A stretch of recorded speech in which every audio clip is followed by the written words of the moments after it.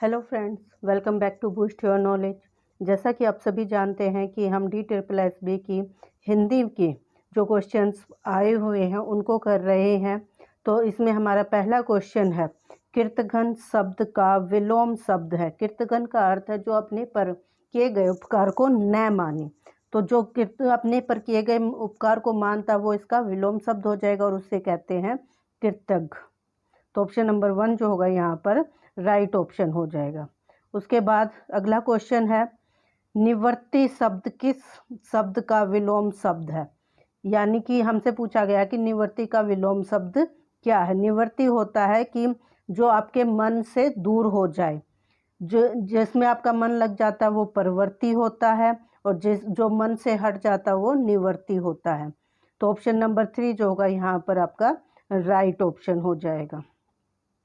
उसके बाद है अगला हमारा, हे भगवान मेरी मनोकामना भी पूर्ण कीजिए में कारक भेद है। तो जब भी हम हे, अरे ऐसे शब्दों का प्रयोग करते हैं तो वो हमारा क्या होता है, संबोधन कारक होता है। ऑप्शन नंबर 4 जो होगा यहाँ पर राइट ऑप्शन हो जाएगा।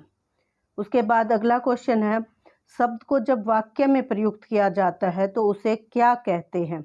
जब शब्दों को वाक्य में प्रयोग किया जाता है तो उसे हम पद कहते हैं, और सारे शब्दों से मिलकर क्या बनता है, या पदों से मिलकर हमारा वाक्य बनता है। उसके बाद अगला क्वेश्चन हमारा क्वेश्चन नंबर 5, कौन सा वाक्य कृतवाच्य वाक्य है। तो वाक्य के आधार पर हमारे 3 प्रकार के वाच्य होते हैं, कृतवाच्य, कर्मवाच्य और भाववाच्य। तो कृतवाच्य में हमारा कर्ता जो है वो प्रधान होता है, कर्मवाच्य में हमारा कर्म प्रधान होता है, और भाववाच्य में भाववाचक संज्ञा होती है या भाव जो है वो प्रधान होता है। तो यहाँ पर जब हम देखते हैं सुरेश द्वारा पुस्तक पढ़ी गई, तो किस पर ज़्यादा जोर है, पुस्तक पर। तो ये हमारा क्या हो जाएगा, कर्मवाच्य हो जाएगा। मुझे किसी अन्य से ज्ञात हुआ, यहाँ पर भी ये जो है किसी अन्य से बात कर रहा है, तो यहाँ पर ये भाव की बात कर रहा है। रोशन पुस्तक पढ़ता है, तो यहाँ पे रोशन जो है वो करता है और उसी पर क्या किया गया है, इसी को प्रधान रखा गया, इसलिए ये क्या हो गया, हमारा कृतवाच्य वाक्य हो गया। आजकल नींद नहीं खुलती, तो ये एक भाववाचक वाक्य है। उसके बाद अगर हम अगला क्वेश्चन देखते हैं, पुरोहित शब्द में कौन सा उपसर्ग लगा है। तो पुर जो है हमारा उपसर्ग है, और इसमें जो मूल शब्द है वो हित है। तो पुरोहित में उपसर्ग हो गया हमारा पुर, ऑप्शन नंबर 2। फिर आता है हमारा अकिंचन शब्द का पर्यायवाची नहीं है। तो अकिंचन मतलब गरीब, जिसको हम निर्धन और दरिद्र भी कहते हैं। तो ये तीनों तो जो हो गए इसके पर्यायवाची शब्द हो गए, लेकिन याचक जो होता है अकिंचन का पर्यायवाची नहीं होता है।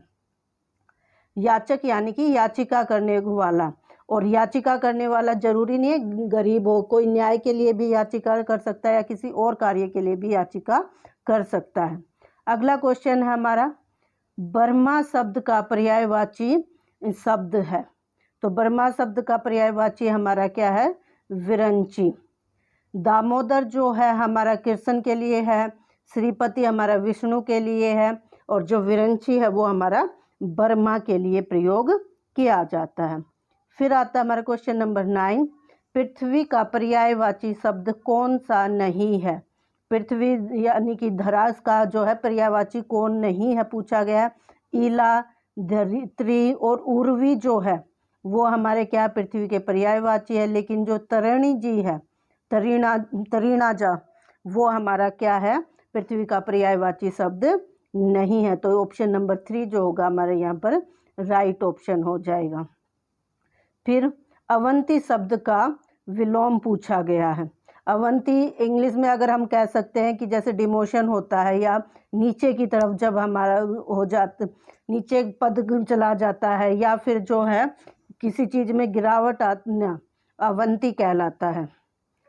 लेकिन उन्नति जो होगा इसका विलोम शब्द हो जाएगा, जिसको हम प्रमोशन भी कह सकते हैं। फिर जो है अगला क्वेश्चन है हमारा, सन्मति शब्द का सही संधि विच्छेद क्या होगा। तो सत जमा मति जो होगा यहाँ पर इसका सही विच्छेद होगा सत जो में जो ये आधा तय है ये किस में चेंज हो जाता है, संधि करने पर आधे न में चेंज हो जाता है। उसके बाद पूछा गया है वाक्य के शुद्ध रूप को चुनिए। तो पहला वाक्य जो है सार्थक को अनुत्तीर्ण होने की आशंका है। तो सार्थक कोई बच्चा है या व्यक्ति है जिसे किसी परीक्षा में अनुत्तीर्ण फेल होने की आशंका है, तो ये बात बिल्कुल सही है। फिर कह रहा है सार्थक को अनुत्तीर्ण होने की आशा, कोई ऐसी आशा तो नहीं करेगा कि वो फेल हो जाए, तो इसलिए ये गलत हो गया। और सार्थक को अनुत्तीर्ण होने का भरोसा है, तो भरोसा भी नहीं किया जाता, अनुत्तीर्ण होने का आशंका होती है, इसलिए ये भी क्या हो जाएगा, गलत हो जाएगा। और सार्थक को अनुत्तीर्ण होने का संदेह है, संदेह कर सकते हैं, लेकिन हमारा पहला ही ऑप्शन जो है वो ठीक है, इसलिए संदेह भी यहाँ पर हमारा गलत हो जाएगा। अदरवाइज हमारा आशंका का मतलब संदेह ही होता है, लेकिन ये जो होता है मनोभाविक रूप से डर वाला है, और ये जो है कई तरह का हो सकता है।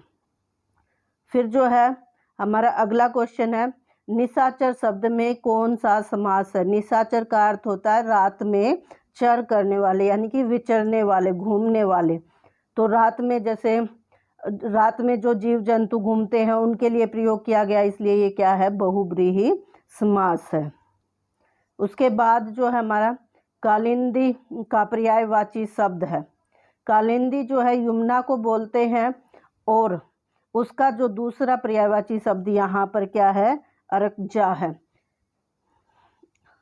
तो राइट ऑप्शन हो जाएगा हमारा ऑप्शन नंबर 4। फिर पूछा गया है विशेषण कितने प्रकार के होते हैं। तो विशेषण हमारे 4 प्रकार के होते हैं। फिर नेक्स्ट क्वेश्चन जो है हमारा वो कॉम्प्रिहेंसिव बेसिस है। गद्यांश को पढ़कर सही आंसर देने हमें। तो गद्यांश है आधुनिक काल में शब्द समूह में भी विशेष परिवर्तन हुए। इधर अंग्रेजी शब्द बहुत अधिक आ गए। तो कौन से शब्द बहुत ज़्यादा आ गए, अंग्रेजी, वे हमारी भाषा का अंश बन गए। 1900 के बाद छायावादी काव्य में तत्सम शब्दों का प्रयोग बढ़ता गया। इसके मूल में सांस्कृतिक उत्थान, ब्रह्म समाज, आर्य समाज तथा बंगला का प्रभाव था। परिणामतः गद्य का शब्द भंडार भी संस्कृत निष्ठ हो गया। 1936 के बाद प्रगतिवादी विचारधारा ने हमारी धारा को ग्रामोन्मुख कर दिया, यानी कि गांवों की तरफ उन्मुख कर दिया। परिणामतः ग्रामीण शब्द, आंचलिक शब्द, मुहावरे, लोकोक्तियाँ खड़ी बोली के अंग बनने लगे। आज़ादी के बाद पारिभाषिक शब्द हिंदी में बनने लगे। अनेक अंतर्राष्ट्रीय शब्द अपनाए गए। हमारा शब्द समूह समृद्ध होता चला गया। इसके बेसिस पर जो हमारा पहला क्वेश्चन है, आधुनिक काल में हिंदी शब्द में क्या परिवर्तन हुए। तो हमने पहले जो पैराग्राफ की दूसरी लाइन थी वहाँ पर देखा था कि अंग्रेजी शब्द क्या हो गए थे, इसमें बहुत ज़्यादा बढ़ गए थे। आधुनिक काल में विशेष परिवर्तन हुए थे और अंग्रेजी शब्द बहुत ज़्यादा आ गए थे। तो ऑप्शंस में जब हम चेक करते हैं तो ऑप्शन नंबर 2 जो होगा हमारे यहाँ पर राइट ऑप्शन हो जाएगा। उसके बाद नेक्स्ट क्वेश्चन जो है हमारा वो पूछ रहा है कि हमारी विचारधारा को ग्रामोन्मुख किस विचारधारा ने किया। तो हमने यहाँ पर जो पैराग्राफ पढ़ा था तो यहाँ ये हमारा क्या है, 1936 के बाद प्रगतिवादी विचारधारा ने हमारी धारा को क्या कर दिया था, ग्रामोन्मुख कर दिया था। तो कौन सी विचारधारा थी ये, हमारी प्रगतिवादी विचारधारा, इसलिए सेकंड ऑप्शन जो होगा हमारा यहाँ पर राइट ऑप्शन हो जाएगा। उसके बाद जो है नेक्स्ट क्वेश्चन है पैराग्राफ का थर्ड क्वेश्चन, आज़ादी के बाद हिंदी भाषा में क्या परिवर्तन दिखाई दिए। तो आज़ादी के बाद जो है, अगर हम पैराग्राफ में देखते हैं लास्ट में, आज़ादी के बाद पारिभाषिक शब्द हिंदी में आए और अनेक अंतर्राष्ट्रीय शब्द अपनाए गए। तो ऑप्शंस में जब हम चेक करते हैं तो पहला ही ऑप्शन है कि पारिभाषिक और अंतर्राष्ट्रीय शब्द अपनाए गए, इसलिए ऑप्शन नंबर 1 जो होगा यहाँ पर राइट ऑप्शन हो जाएगा। उसके बाद नेक्स्ट क्वेश्चन है, हिंदी गद्य के शब्द भंडार में क्या परिवर्तन दिखाई दिया। तो हिंदी शब्द के जो शब्द भंडार है वे क्या हो गए थे, संस्कृत निष्ठ हो गए थे। यहाँ पर दे रखा है परिणामतः गद्य का शब्द भंडार भी संस्कृत निष्ठ हो गया। तो ऑप्शन नंबर जो है हमारा 4 बिल्कुल राइट ऑप्शन है। उसके बाद जो नेक्स्ट क्वेश्चन है हमारा, लास्ट क्वेश्चन इस वीडियो का 20th क्वेश्चन, छायावादी काव्य सर्जन से हिंदी भाषा में क्या परिवर्तन दिखाई दिए। तो जब हम छायावादी की बात करते हैं तो पैराग्राफ में जो है हमारा ये 1900 के बाद छायावादी काव्य में तत्सम शब्दों का प्रयोग बढ़ता गया। तो कौन से शब्दों का प्रयोग बढ़ गया था यहाँ पर? तत्सम शब्दों का। तो परिवर्तन भी क्या दिखाया? तत्सम शब्दावली प्रधान हो गई। ऑप्शन नंबर 3 जो होगा हमारा यहाँ पर राइट ऑप्शन हो जाएगा। आई होप आपको सभी क्वेश्चंस अच्छे से समझ आए होंगे। अगर आपको वीडियो अच्छी लगे तो इसे लाइक शेयर जरूर कीजिए, और अगर आप मेरे चैनल पर पहली बार आए हैं तो चैनल को सब्सक्राइब कर लीजिए और साथ में लगे हुए बेल आइकन को प्रेस कर लीजिए ताकि आने वाली सभी वीडियोज़ के नोटिफिकेशन आपको मिलते रहें। Thank you.